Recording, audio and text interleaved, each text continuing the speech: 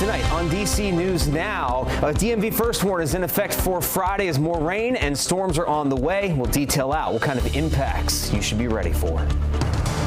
A violent month across the district, a safety meeting in Ward 8 following several recent deadly shootings.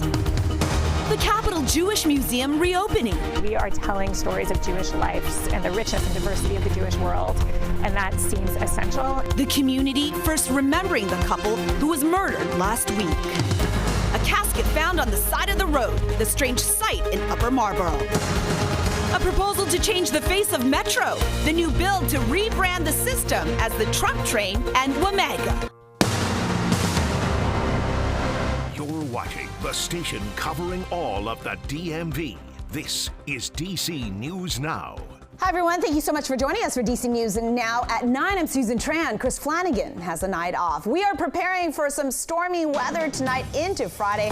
Let's take a live look outside right now at the Washington Monument. And not bad right now, decent, but we are also looking at our radar where also we do not have anything yet, but things are brewing. So let's get right over to meteorologist Damon Matson. We have a DMV First Warn Day for tomorrow. Tell us what's entailed here. Yeah, Susan, it's going to be another active one. I think we've had this just over and over so much in the month of May. Unfortunately, we're just always ready to gear up for it at this point. And so far, today's been the slight break we've needed after all the rain we had just yesterday. But as we head deeper into the night, we're watching a couple of showers down across the Shenandoah Valley, over near Harrisonburg, some rain coming down. This has been developing and strengthening a little bit, but it has not made it much farther to the east. If it does track a little bit more here, we could see some light rain before the night is done across Virginia, portions of southern Maryland. But that rain will be very short-lived. It's not of any major concern. Getting into the morning tomorrow,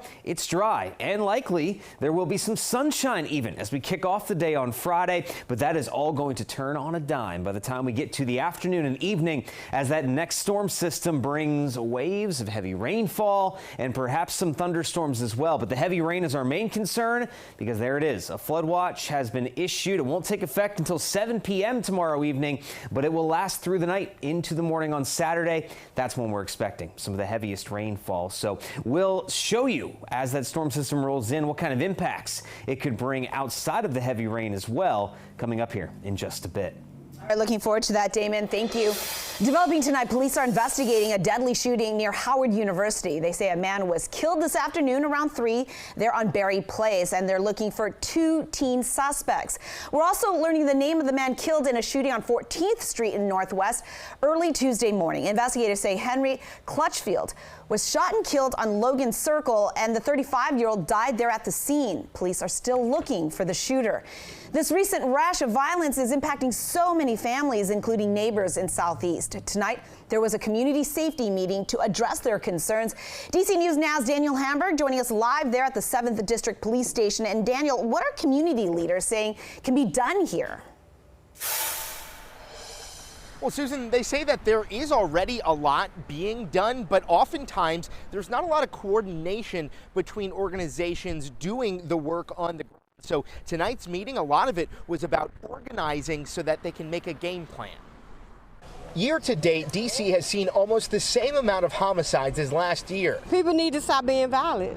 I mean, what do it prove? Nothing. This week started with a triple shooting in Congress Heights on Monday, where one person died. Some folks are living in fear. ANC Commissioner Salim Adolfo, who's running for the open Ward 8 council seat, organized a virtual meeting with fellow commissioners to find solutions. This is the opportunity for us to not reinvent the wheel, but to say, hey, if you got something that's already in place, let us know so we can share the information. Several dozen leaders and neighbors in Ward 8 logging in to discuss needs in the community. I'm happy to help in any way, whether that's mentorship, legal services, anything like that. Tangible solutions include reporting blighted buildings and abandoned cars to possibly prevent drug or gang activity. They discussed the need for physical upkeep in the neighborhood and the need for better relationships with police. It's very important to have clean neighborhoods because it's a public safety ecosystem. It's not just the law enforcement piece. Adolfo says it takes the community working in sync to stop the killings. This isn't gonna be solved tonight, right? It has to be a continuous conversation. We're gonna get some marching orders, and we're gonna have to come back and continuously work to refine the plan and keep working with other people.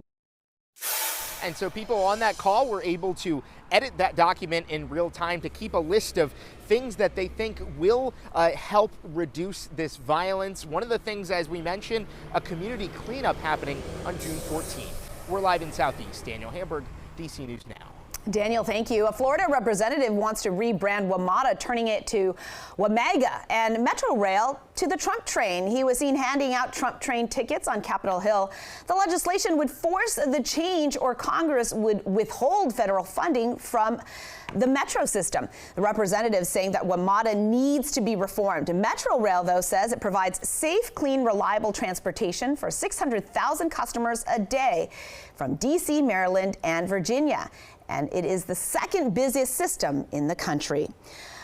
WMATA has been making a whole lot of changes to its metro systems, from automated trains and tap and go, and now it's also looking to move station managers, remove them. A union, though, is calling the proposal a dangerous plan. The union expressing its frustration at a news conference in Forestville, saying having station managers allows a quicker response to emergencies and passengers' concerns. The union saying that some stations impacted are Farragut North and West, L'Enfant Plaza, the Smithsonian, and the Judiciary Square. We are being here. We explain to any new administration there are provisions of why things have been put in place.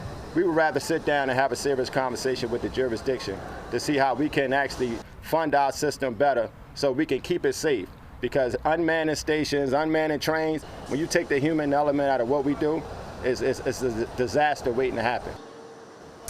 A spokesperson says there will be a minor change to the Farragut North station, where there will be 2 managers instead of 3 on weekend nights, and that any suggestion that stations are or will be unstaffed are false. For more on this story, you can go to our website, dcnewsnow.com. There is a new pride flag. You'd see it going up there onto City Hall in the district. The city is celebrating 50 years of the LGBTQ plus community, and the mayor says there's much to be proud of. We know that so many Washingtonians didn't wait for change, they led the change. And as you've already heard more eloquently than I can say, that people marched, they sacrificed, they testified, they fought, and they won right here in Washington, D.C. The district is hosting World Pride for the first time, and there will be 200 events happening through June 8th. In Northern Virginia, we're learning new details about a woman who was shot outside of CIA headquarters here last Thursday. In court documents, police say that Mona Spadaro was driving drunk on the wrong side of the road and ignored police commands. They say she was speeding up as she approached the gate and fired, and that's when an officer fired, injuring her. Spadaro faces several charges, including DUI. Now to a 2-car crash in Maryland this morning, sending a person to the hospital. Montgomery County firefighters say the cars, they collided there on Quinch Orchard Road in Gaithersburg. The person's going to be okay. Some lanes, they were blocked, but the street has since reopened. Now to this really bizarre scene here in Maryland. Take a look. This is an empty casket dumped here on the sidewalk in Upper Marlboro. And Prince George's County leaders, they're wondering why it was put here in the first place. DC News Now's Tim Reed has reaction from people who remain puzzled. It's not something that you see every day, but this morning, some Prince George's County residents in Upper Marlboro discovered an empty casket that was dumped along the road.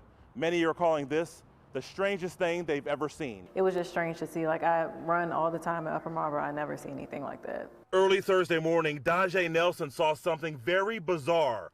While she was jogging in her Upper Marlboro neighborhood, she saw this casket on the side of the road on the curb. I'm really just curious as to how it got there. I'm curious as to like why somebody would leave it there, like the backstory behind it, just basically how it really ended up there. Prince George's County Councilman Calvin Hawkins has questions too.